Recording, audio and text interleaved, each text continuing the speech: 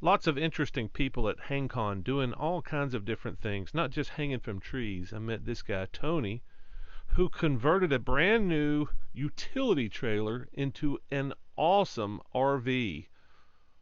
Here's his story. Hi, my name's Tony. Originally bought this 2019. It's made by ATG out of Ocala, Florida. It's all aluminum. The subframe, everything, the walls, skin, everything's aluminum. Bought it as a shell and finished the inside myself. And this is the second one you've done now? Yeah, second one I've done. The first one was a 6x12. And this one's a 7x18 dual axle. Okay. Because you wanted a shower. Yes, shower and a place to use the restroom. Yeah. Those are probably the hardest things to do on the road. Oh yeah. So yeah, I can give you a little tour. Start back here where this is my little compartment back here. Storage. I have just a regular wall unit AC.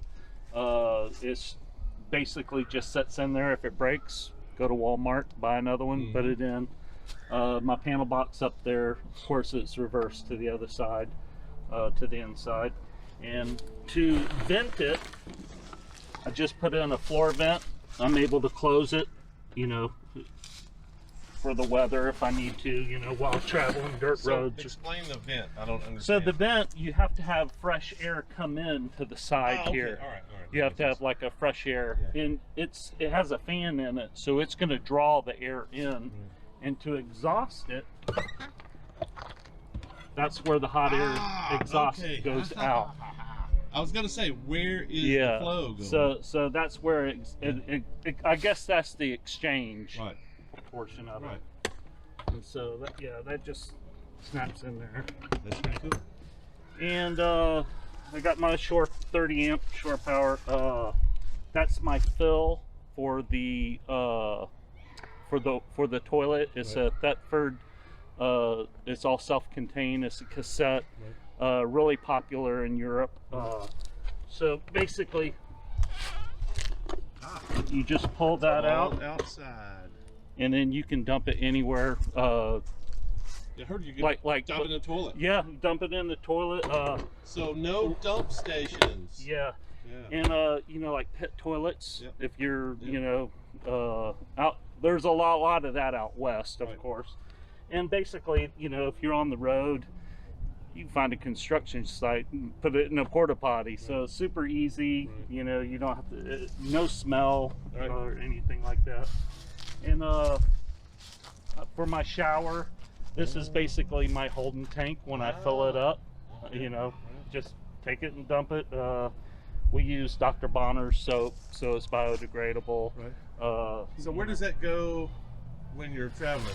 So I just strap it right here on the back. Okay. So you really got to dump the water before you. Oh yeah, you couldn't carry it, but you know, you could dump that, you know, at if your campground has a dump station. And if they don't, that's your gray. Yeah, that's just shower water. Okay, all right. Just shower water. That's what I was missing. It's like, how is the water? Yeah, you're hooking up the water. Right. So you got a holding tank in there or no? No holding tank. That goes straight into the hot water. Okay. Straight into the hot water, and then the hot water just disperses to the shower. So you guys are campground only? No, not really. You know, you could do off grid. Yeah, you could do off grid. Yeah. Like I said, the Dr. Bonner's soap is biodegradable, and we use, like, if we're off grid, we usually just use a pump shower. You know, it's just a pump sprayer. You know, just enough to get you clean. And right here, I just have this all the way through. Basically, this skin here, got it at Home Depot. It's like what they use in commercial bathrooms. You know, it's the poly. Incredibly expensive for a piece of plastic. Yeah. And let's see, I've just got 4 windows. That's my exit window. Pops out. Okay. Where'd you get your windows?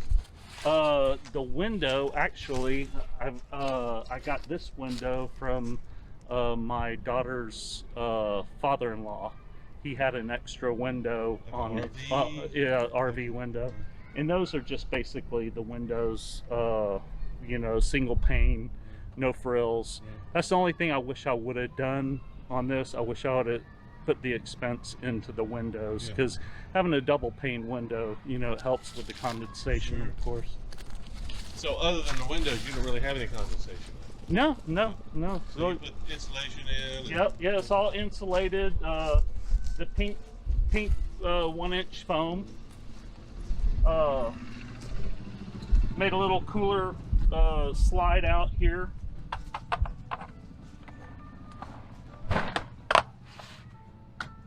That just rests right there. Yeah, that's cool. Keeps my cooler off the ground, you know, ants or whatever. Right.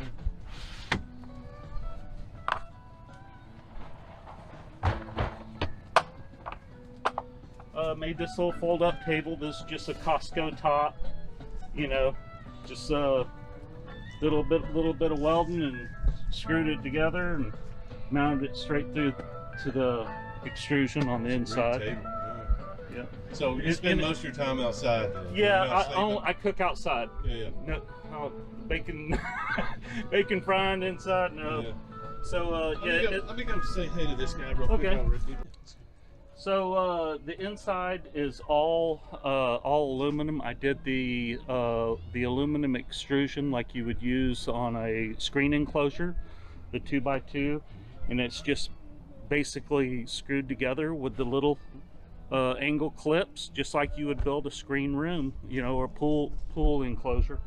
The skin on the inside is made by a company called Comerling USA. They're out of Alabama. I believe it's a German corporation, but they have a plant in Alabama, and it's called Comatex, and basically it's an indoor signage material.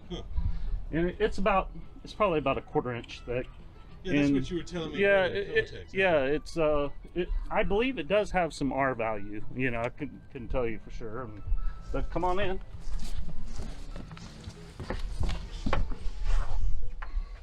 Shoot from here? Yeah. Wow, this is incredibly spacious. Needs to be a little taller for you, though. Well, yeah, I'm used to this. My bus has got another inch, but I've always stooped over. So basically, I built the bed, the frame, and everything, as you can see, out of the metal, the aluminum extrusion. Got a tufted needle mattress. And TV, I run that off of hotspot, and it's YouTube TV, so I don't need an antenna or anything like that. Just LED lighting. Got a little coffee maker here and 6-gallon water heater. Got a freshwater tank and a gray water tank. Oh yeah, okay. And it's just got the pump to wash my hands. Easy. Easy peasy. I use electric heat. That space heater just kind of, I mean, it gets like a furnace in here, and then when we're off grid, I use a little buddy propane heater. So my problem would be, how do I get my bike in here? Because that's really, I don't want to travel without it. So I'd have to probably give up something. Maybe move the, And then the bathroom's in here. Okay. Wow, that's huge. And it's just has the Thetford cassette toilet, and just built this Comatex is also waterproof. Yeah. So I used it in the shower also. So Comatex, why didn't you do with the stuff from Home Depot? This is much lighter, and just you can't get real close to it, but it'll take the heat out. So in there, that stuff's more durable. It's hard, and because I'm putting my chairs and my little stove in there, and you know, propane tanks or whatever, and I thought it would hold up better in there. Okay. You know, because it's a little bit more dense. Yeah. It's hard to work with too. It is. I basically cut it. I cut it with a tile saw blade. You know, just on a Makita grinder. You know, just dry cut it. That seemed to be the easiest way to cut it for me. And it's just a lock and click flooring, vinyl base. Underneath's all insulated with foam. So you got you $100,000 RV for what? What do you think? What was the trailer? Let's start with the trailer empty, nothing in it, was about, I would say 85 to 8,900, I believe. And I probably have, I would say $1,000. I'd say about $1,000 in the sheeting, $300-400 in the insulation. I made this out of pallet wood. Grabbed a pallet, the backsplash, pallet wood. I mean, probably a couple $100 in aluminum extrusion. You know, the screen, and $100 for a air conditioner. So not too bad. So and within reach of most people. I'm gonna say I probably have 12,000-13,000 wrapped up in it total. With the trailer and all. Total. Wow, geez, that's kind of. And I guess it's more effort than anything else. Super, and I love doing it. It's a project. It's nothing really super complicated. And if it wasn't for the windows, this is a contractor's vehicle. Yeah, pretty much. Lots of awesome people doing awesome and interesting things at HangCon. I regret that I could not get around to meet them all. Most of the time it was just stumbling into them, like Tony. And I've been interested in doing something like this for a while, so I just struck up the conversation.